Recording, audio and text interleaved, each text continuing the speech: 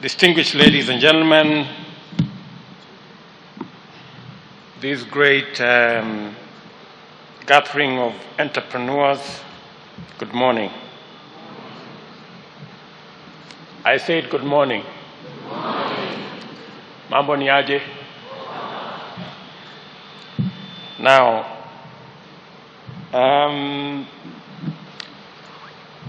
when this old man called Mr. Wanjui came to look for me,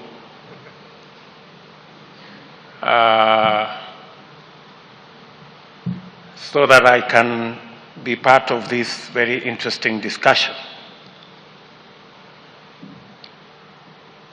he told me that there was this forum called Great Talks. And those of you who know the background I come from, in the Kusema na Kutenda story, I was wondering whether Wanjui was trying to take me back to Kusema. Because these great talks, when translated, it means Kusema big time. And where is the Kutenda? And I was going to ask him. But listening to Fuzi and Mora, I think this is a very interesting discussion to have amongst us as Kenyans and those of friends who've come from outside our country, coming hot on the heels of the Global Entrepreneurship Summit that was held in Kenya, that profiled Kenya as a hotbed of entrepreneurs and good ideas. I will speak about three things only. I'll speak about my own life to start with. In this town,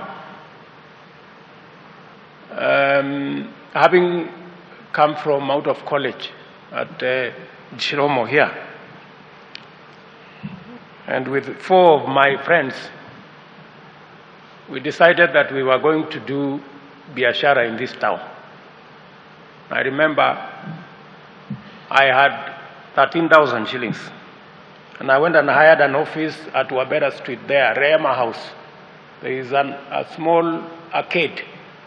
For those of you who know where Rehema House is, Rehema House is next to Londro House on the other side there. The rent was 3,500 a month. So we paid 3 months rent,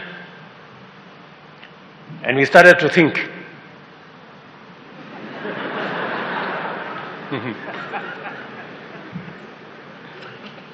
Yeah. And I really wanted to do, despite my background in science, I wanted to do insurance. I don't know why. I wanted to do insurance. So we did insurance. There was a fellow called Marwa who had done BCom insurance. So we got him, we worked with him. I understand now he's in the US or somewhere. And that insurance story is now a big insurance company. I do not want to say which one. And so I believe very strongly that armed with a good idea,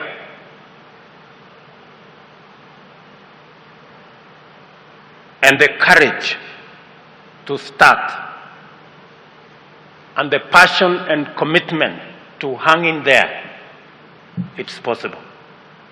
I can tell you, good people, those of you seated in this crowd this morning, looking at Mora, looking at my friend seated there, and many other examples, I share in the thought that begin small, but start now.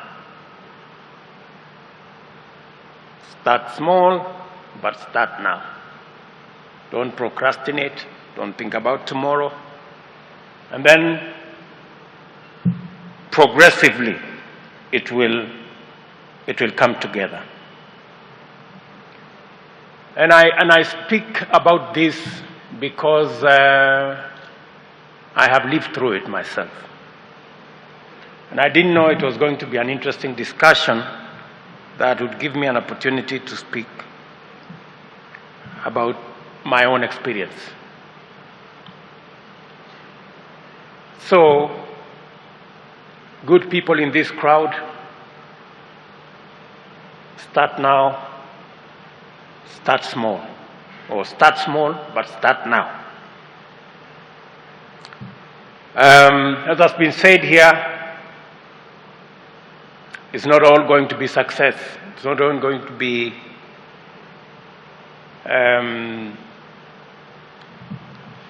sometimes it's going to be something different. Sometimes you have to taste failure. I remember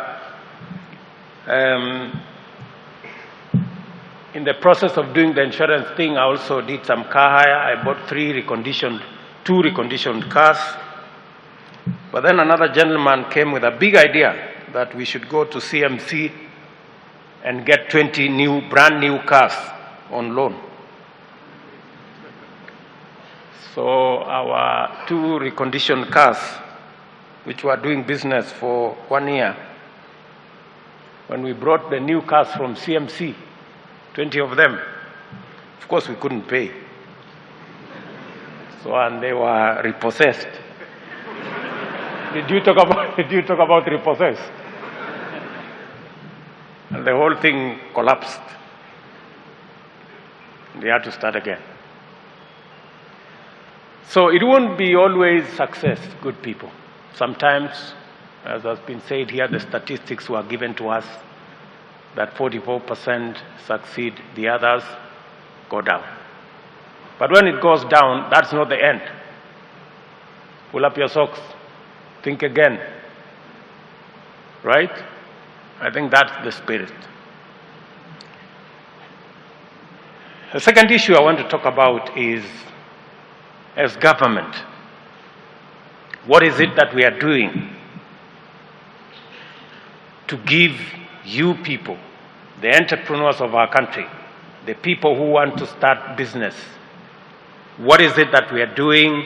What is it that Adan Mohammed here and the whole team behind him and bureaucracy around him are doing to make sure that you get the best possible opportunity to succeed, to work on your idea, to get support for your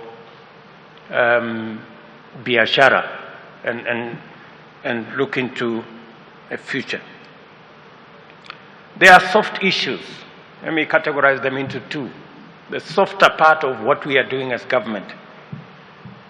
You heard 2 weeks ago, the World Bank rated Kenya the third most improved country in the ease of doing business. That's not ours. That is not a statistic from Adan Mohammed's office. It's a statistic from the World Bank, rating 180 plus countries. That report recognized what the steps we have taken over the last 2 years. On the softer end of the matters we are tackling, number one, we now have a whole new array of legislation that makes it that much more easy for Kenyans, investors to start business and run their businesses in Kenya. We were operating a 1947 Companies Act law. Now we have a brand new one that was signed into law a month ago or 2 months ago by the President. How does it change? Now it's possible to have a company, limited liability company, registered by an individual. You don't need to carry the baggage of other people anymore. In the past, you couldn't start a company on your own. You needed a partner or 2 or 3. Now you can start a business on your own.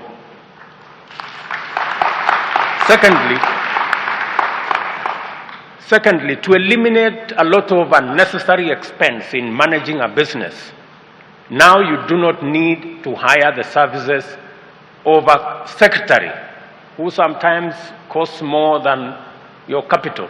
You know, we have all these law firms acting as secretaries. Now you do not need to have a secretary to run your business, as was required by the old law. If you have a small business, you can think of how to manage your business. Thirdly, we do not have the baggage anymore of the law requiring that you need an annual general meeting. You have heard of annual general meeting? If you are running a one-man show, why do you need an annual general meeting?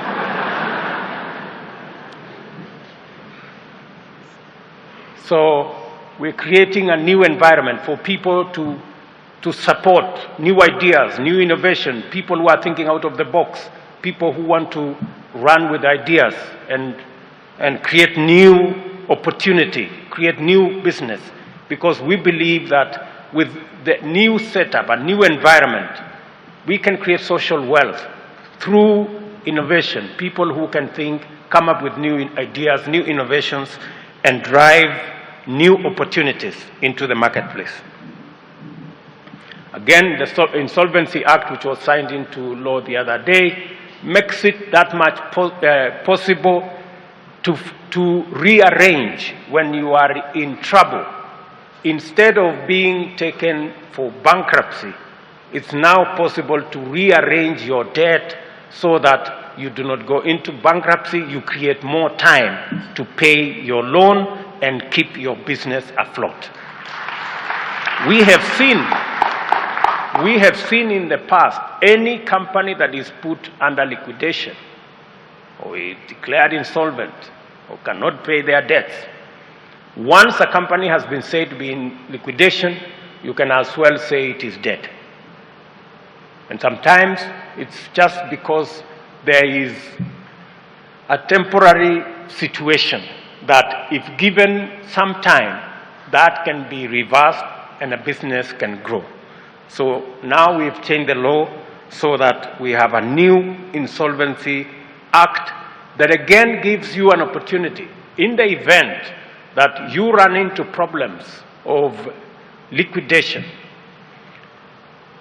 That bankruptcy, unlike in the old law where bankruptcy was an eternal thing, today bankruptcy, after 3 years, that bankruptcy is automatically lifted and you can assemble or salvage whatever is left of that business and still be able to continue.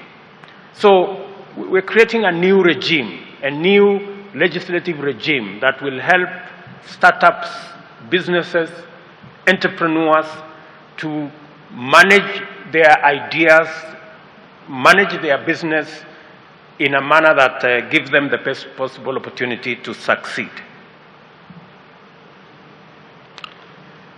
Aden Mohamed will also tell you that we have signed into law a new special economic zones that will create zones within our country that can become incubators of new business, new ideas, in a regime that protects new innovations from taxation, unnecessary huge infrastructure.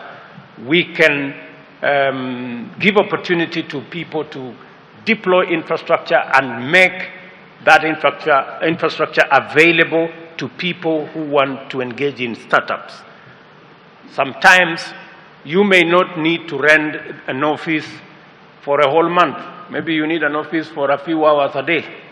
And it's not necessary for you to have an office for for the whole month. Maybe you need it for 2-3 hours. It should be possible so that we can all create a new regime that takes us into a new business environment.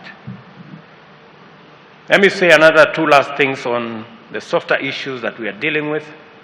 As government, and as you have heard, we've been in this room before, opportunity. Government must make it possible for a new set of Kenyans to be entrepreneurs and to be business people. 30% of all government procurement is now reserved for young people, women, and persons with disability. We still have challenges there, but we are working on the challenges together with the people who that particular reservation has been made. Again, I will say, like what Mora said, opportunity will not come to look for you in your bedroom or in your home. You have to get up, pull up your socks, and look for it. My friends, I hear many people complaining, oh, you know, there's a problem here, or you know, there's a problem there. There will always be problems, right? As long as we are here. The only place where there will be no problems, I'm told, is in heaven. So before we get there, there will be problems around here. And you cannot run away from them. So we will continuously engage in eliminating roadblocks, hurdles, inefficiencies to make sure that the opportunity that has been presented gets to those who that opportunity is intended. But you must get up from wherever you are. You must pull up your socks. You must tighten up your belt. You must roll up your sleeves to get that opportunity.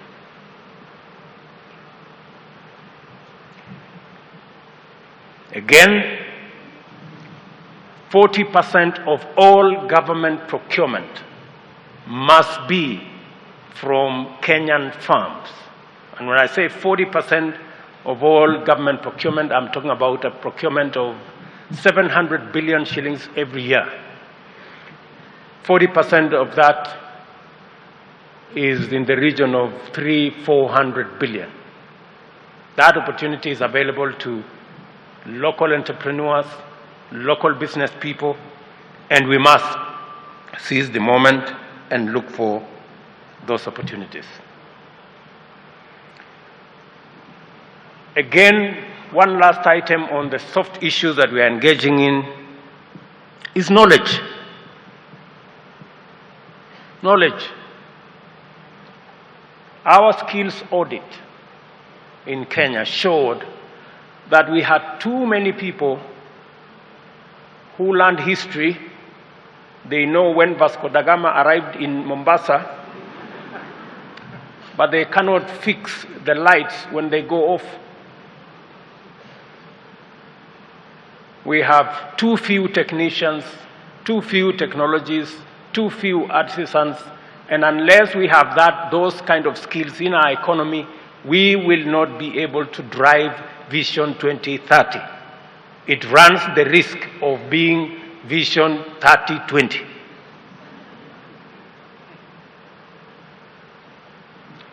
So we are changing the education paradigm. You know, the education paradigm must shift. Many of us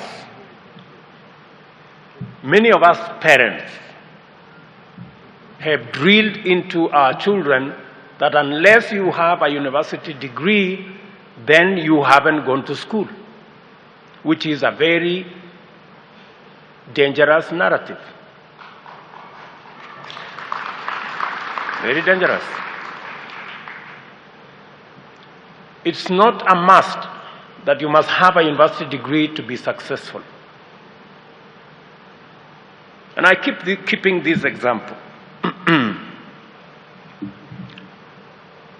You know, for a very long time, as a country and as citizens and as parents, we've driven this narrative that unless you have gone to a university and got a degree, you are not going to be successful. That is a false narrative.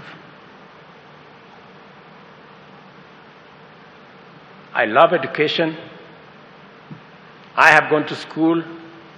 I am pursuing a PhD as I talk to you, and many of those. That's good. But that is not what makes one successful. There is a whole junk of people, a whole category of persons that can contribute a huge, can make a huge contribution to the success of our country without a university degree. And when we talk about university degree, people are even not bothered about a university. Not all of us are going to be neurosurgeons and heart specialists and actuarial scientists. There are some people who will have to do some things for this country to move ahead. Let me tell you, Bill Gates, the richest man in the world, does not have a university degree. Our own Bob Collymore, who runs the biggest successful business in Kenya today, last week they declared 18 billion shillings half-year profit. Safaricom does not have a university degree. Do you understand? Yes. So we must get it out of our minds that the only way to succeed is to go and get a university degree. No. And that is why, as government, we are changing the education paradigm so that we have education that creates skills, competencies that help drive the development requirements of our country. That's why we are rolling out a technical training institute in every constituency in our country. We have already done 60. We are doing 70 this year until we have a skills shift. This week, I was speaking to the ambassador of Germany. Their unemployment rate is at 7% amongst the youth because of technical education. They've managed to get more young people into job opportunities because of technical education. I was speaking again this week to the ambassador of Korea. Same thing. The balance between formal education and technical education. And that's why we're shifting that focus, because we want to equip more and more young people with the skills and competencies that makes them relevant in the job market and in the opportunities that are available in our economy.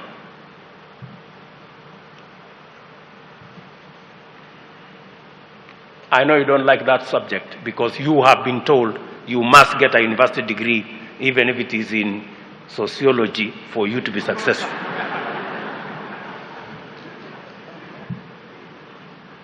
But I have told you. Do you understand? Yeah. Tuelewane namna hiyo. So that is the scope. That is the area where we want to be clear about where we want to go. On the hardware of our business environment, all of you are aware we are deploying the standard gauge railway to reduce the cost of transport by 70% and time by 50%. The standard gauge railway is well ahead of time. By 2017, that railway will be in use between Nairobi and Mombasa. We have already discussed it going to Naivasha and all the way to Malaba, because we believe that that infrastructure hardware is what will help even entrepreneurs. And you know, let me tell you about this standard gauge railway. I went to one of the counties in the Rift Valley, and the governor stood there to speak, and he said, "Oh, Mr. Deputy President, this, that, the other. We want you to tell us about what the national government is thinking about us. What are the projects? And don't tell us about the standard gauge railway, because that one belongs to those people in Mombasa." So when I stood to speak, I asked local people there, they grow tea. So I asked them, okay, so you say the standard gauge railway has nothing to do with you. You grow tea here. Where do you sell this tea? Oh, you know, we have a market in Europe. So you carry this tea from here to Mombasa using donkeys, or how do you know? So some people cannot, you know, I'm sure some of you are wondering why I'm talking to you entrepreneurs about the standard gauge railway. Maybe you would be asking me the same question that governor was asking. And I like what Fuzi said, that kind of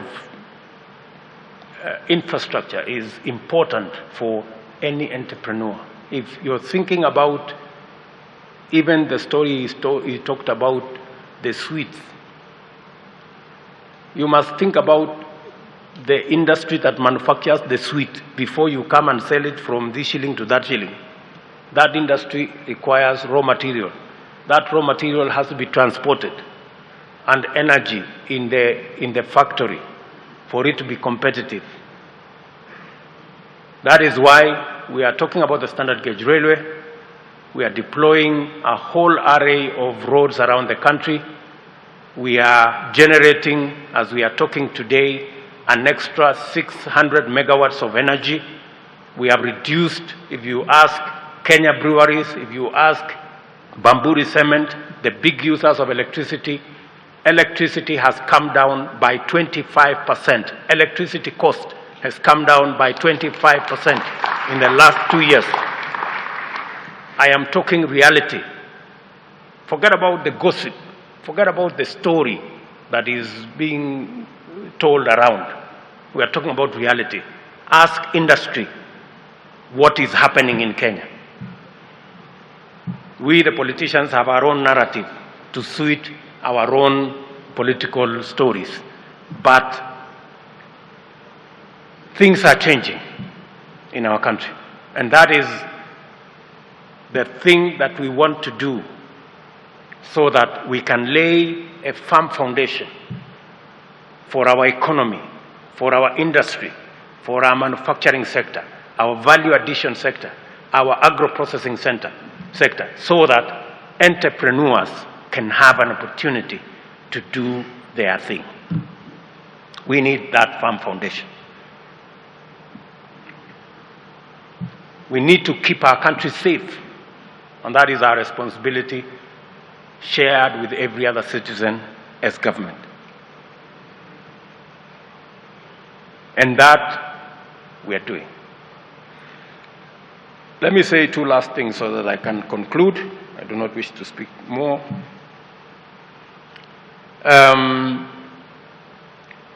Added on to the whole array of the things that we are doing as government to give you people a good opportunity, expanded opportunity to participate in government procurement, expanding infrastructure in our country to support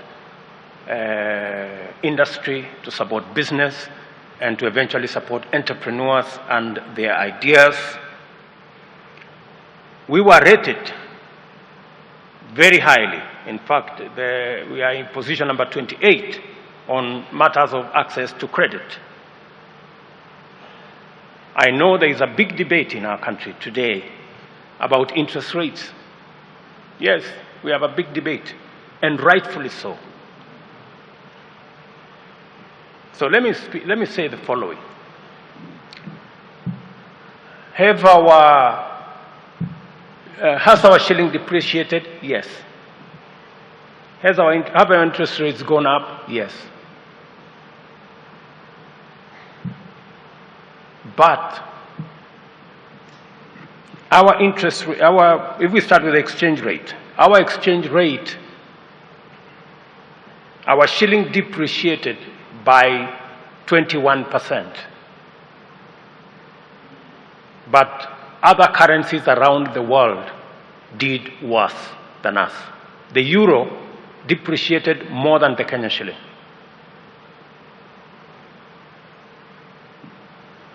The Uganda shilling depreciated by 45%. The Tanzania shilling depreciated by 36%. The Zambia kwacha depreciated by 60%. That's the reality of the strengthening of the US economy. Our currency depreciated by 21%. It demonstrates that our economy is in sure, capable hands. Otherwise, it would have done worse. Number two, interest rates went up to 26%. But by Thursday, 2 days ago, and I'm sure you heard the market itself, by 2 days ago, Treasury bills had come down to 13%, half. When we told the country 2-3 weeks ago that we were on top of things, many people thought we were talking politics. We are not talking politics. The economy is a sacrosanct area for us. We don't play politics with the economy of our country. The economy of our country is what makes us Kenyan. Kenya is our company, and all of us are shareholders. So we don't play games. We can compete. We can talk politics for competition on issues, but we must keep reckless talk out of the economy of our country, because that is where our bread and butter lies. So, good people, before Christmas, we will be where we were before this situation came. To tell the country that we mean business, we are on top of this game, and the economy is in the right hands. I want to ask those who are engaging in reckless political talk about the state of our economy. I've heard some of them say the economy has collapsed, that they need to be careful. This is one country. We share, all of us, and we must mind about this country because it's our collective heritage. We do not have another country. We do not have a spare, and we cannot afford to fail. So, you have an opportunity, good people. I heard Vuzi say that he may have met you at Capitol Club, and I am doubtful that you were at Capitol Club. Many of these people, Vuzi, were not at Capitol Club. You know, Capitol Club is quite a... I am told there you need to pay 1 million shillings to be a member. So these guys, 1 million shillings, they would rather do something else with it. They will not go. They'll not go and pay membership at Capitol Club, and they need a Google map to find where it is. But being startups, I am confident and sure that if you keep to your good idea, if you have the courage to start, and if you have the passion and commitment to hang in there, we will all succeed. Thank you very much, and God bless you.